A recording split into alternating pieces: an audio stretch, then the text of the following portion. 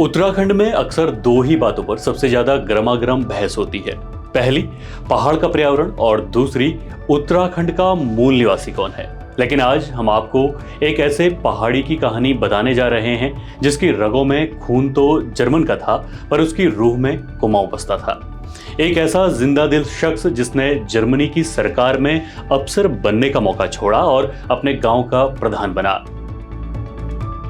बांज के पेड़ों के लिए सरकारों से लड़ा, वो बटरफ्लाई मैन ऑफ इंडिया कहलाया और फिर एक हादसे ने उसकी जिंदगी बदल दी।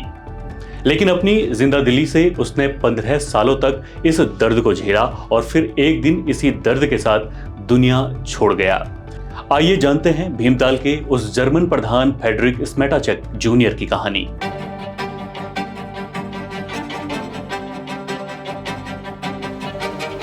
हल्द्वानी से भीमताल पहुंचने के बाद आप बाईं तरफ को एक तीखी चढ़ाई पर मुड़ते हैं।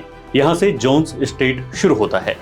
इस जोन्स एस्टेट की पहाड़ी पर आपको बांज के घने पेड़ों की हरियाली आकर्षित करती है। दरअसल इस पूरे इलाके में बांज के पेड़ों का ये जंगल स्मेटाचक परिवार के प्रयासों से ही बच पाया है। जोन्स एस्टेट, जिसका नाम इसके अंतिम ब्रिटिश मालिक कर्नल ब्रस्टन ओवेन जोन्स के नाम पर है, लगभग 1000 एकड़ की जमीन थी जिस पर चाय का बागान था। फ्रेडरिक स्मेटाचक जूनियर के पिता यानी फ्रेडरिक स्मेटाचक सीनियर 1940 के दशक के प्रारंभिक वर्षों में इस जमीन पर आकर बसे थे, जिसमें उनके साझेदार थे नेपाल के जनरल मदन शमशेर जंग बहादुर राणा और बलरामपुर की रानी। यहाँ पर बनाए गए उनके शानदार बंगले में जिम कॉर्बेट, इंदिरा गांधी, अज्ञेय, निर्मल वर्मा, विख्यात जर्मन शोधार्थी लोथार लुटजे अक्सर अपने दोस्तों के साथ आते थे। इसी बंगले में प्रसिद्ध लेखक ब्रूस चैडविन ने अपनी किताब द सॉन्ग्सलाइन्स लिखी। शेखर कपूर ने अपनी फिल्म मासूम की शूटिंग भी इसी बंगले में की थी। फ्रेडरिक का ये बंगला कई दूसरी फिल्मों की शूटिंग लोकेशन भी बना। चेकोस्लोवाकिया के मूल निवासी लेकिन जर्मन भाषी फ्रेडरिक स्मेटाचक सीनियर 1939 में हिटलर विरोधी एक संगठन के महत्वपूर्ण सदस्य थे। जर्मन में हिटलर से बचकर भीमताल में बसने की फ्रेडरिक स्मेटाचक सीनियर की रोमांचक और अनोखी कहानी आप बाईं ओर नजर आ रहे आई बटन या फिर डिस्क्रिप्शन में दिए गए लिंक पर जाकर देख सकते हैं। फ्रेडरिक स्मेटाचक के 5 बेटे थे। इनमें सबसे बड़े बेटे विक्टर स्मेटाचक थे जो जर्मनी में वैज्ञानिक हैं। दूसरे फ्रेडरिक स्मेटाचक जूनियर, तीसरे विलियम माइकल और पीटर स्मेटाचक हैं।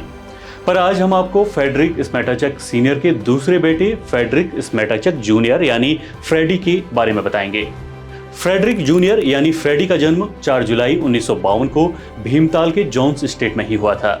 उन्होंने 1970 के दशक में कुमाऊं विश्वविद्यालय से अंग्रेजी साहित्य में एमए किया। अपने पिता की परंपरा को आगे बढ़ाने का काम उन्होंने बखूबी संभाला।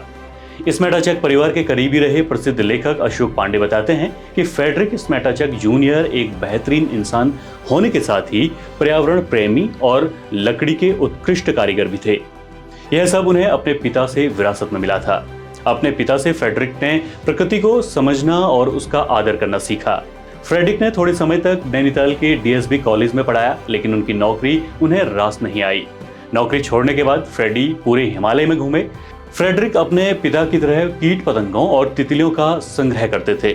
उनके शोध कार्यों के कारण उन्हें बटरफ्लाई मैन ऑफ इंडिया तक कहा गया है।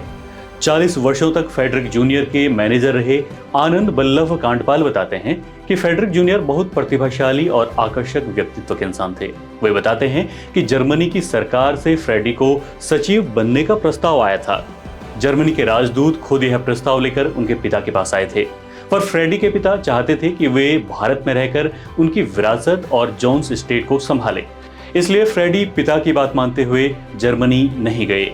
1982 में फ्रेडी अपनी ग्राम सभा भक्तियोड़ा के प्रधान चुने गए। दरअसल फ्रेडरिक ने ही भक्तियोड़ा को पहली बार राजस्व ग्राम का दर्जा दिलवाया था। फ्रेडरिक का प्रधान का चुनाव भी उस दौर में काफी चर्चित रहा। एक विदेशी मूल के व्यक्ति होने के कारण फ्रेडरिक को अपना चुनाव प्रचार कुछ अलग तरीके से करना पड़ा था। फ्रेडरिक ने अपने चुनाव प्रचार के लिए हिंदी और कुमाऊनी भाषा में हाथ से बने पोस्टर का इस्तेमाल किया। इस चुनाव में फ्रेडी बम्पर वोटों से जीते और प्रतिद्वंदियों की जमानत जब्त हो गई। 5 सालों के कार्यकाल में ही उनकी ग्राम सभा को जिले की आदर्श ग्राम सभा का पुरस्कार प्राप्त हुआ।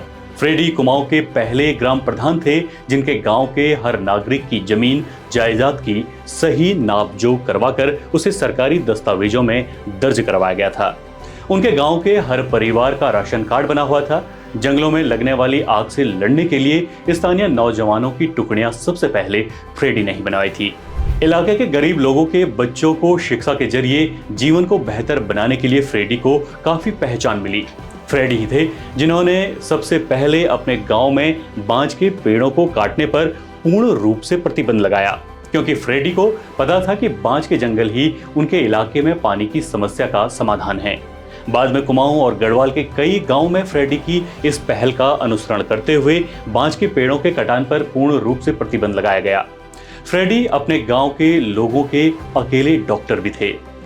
आनंद बल्लभ कांडपाल याद करते हुए बताते हैं कि फ्रेडी के जीवन की सबसे बड़ी चुनौती जोन्स एस्टेट और यहाँ के जंगलों को बचाने की रही। दरअसल जोन्स एस्टेट में पड़ने वाली वन पंचायत की जमीन को उत्तर प्रदेश की तत्कालीन सरकार ने अपने करीबी एक वरिष्ठ नेता को रिजॉर्ट बनाने के लिए सौंप दिया। इस रिजॉर्ट के निर्माण कार्य में सैकड़ों बांज वृक्षों को काटा जाना था, जिन पेड़ों की पहरेदारी में स्मेटाचेक परिवार ने करीब आधी शताब्दी लगाई थी। लेकिन फ्रेडरिक ने स्थानीय लोगों के साथ मिलकर इसके खिलाफ बड़ा आंदोलन खड़ा कर दिया। लंबी कानूनी लड़ाई के बाद न्यायालय का निर्णय निर्माण को बंद कराने में सफल हुआ। ये सब तब हुआ जब सोशल मीडिया नहीं हुआ करता था और अकेले फ्रेडी बड़े राजनेताओं से सीधी टक्कर ले रहे थे। लेकिन साल 1990 में फ्रेडरिक के साथ एक बड़ा हादसा हो गया। दिल्ली से लौटते हुए फ्रेडरिक की जीप रामपुर के पास हादसे का शिकार हो गई, जिसमें फ्रेडरिक जूनियर के कूल्हे की हड्डी टूट गई। इस हादसे के बाद फ्रेडरिक ने बिस्तर पकड़ लिया। इसके बावजूद जिंदा दिल फ्रेडरिक बिस्तर पर रहते हुए भी लोगों की मदद करना जारी रखते रहे।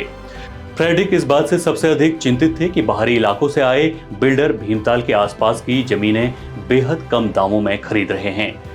आज पूरा भीमताल इन भू माफियाओं के कब्जे में है और एक समय का भरपूर हरा पहाड़ी इलाका आज सीमेंट कंक्रीट की बदसूरत इमारतों से भर चुका है। अकेला फ्रेडरिक इन सब से निपटने के लिए काफी नहीं था। फिर भी साल 2000 में उन्होंने नैनीताल उच्च न्यायालय में एक जनहित याचिका दायर की, जिसमें उत्तराखंड बनने के बाद भी सुनवाई होने में बहुत देर लगी। भीमताल में वन भूमि पर कब्जा कर यहाँ पेड़ों को काटने का मामला आज भी हाईकोर्ट में चल रहा है। बहुत कम लोग जानते हैं कि फ्रेडरिक एक बढ़िया लेखक और कवि भी थे। वे अंग्रेजी में लिखते थे और उनका ज्यादातर लेखन व्यंग्यात्मक होता था। उन्हें शब्दों और उनसे निकलने वाली ध्वनियों से खेलने और शरारत में आनंद आता था। फ्रेडरिक बिस्तर पर लेटे हुए एक आवाज सुनकर बता सकते थे कि कौन सी चिड़िया किस पेड़ पर बैठकर आवाज निकाल रही है और वह ठीक कितने सेकंड बाद दोबारा वही आवाज निकालेगी। अपने जीवन के संघर्ष और दर्द के साथ 14 फरवरी 2010 को फ्रेडरिक का निधन हो गया।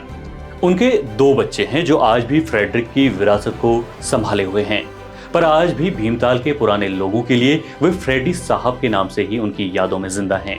आपको ये कार्यक्रम कैसा लगा हमें कमेंट कर जरूर बताएं और इसी तरह के कार्यक्रमों को देखने के लिए thirdpole.live के YouTube चैनल को सब्सक्राइब करें। आप हमारे फेसबुक को भी फॉलो कर सकते हैं। मिलेंगे किसी और कार्यक्रम में, तब तक अपना ख्याल रखिए। नमस्कार।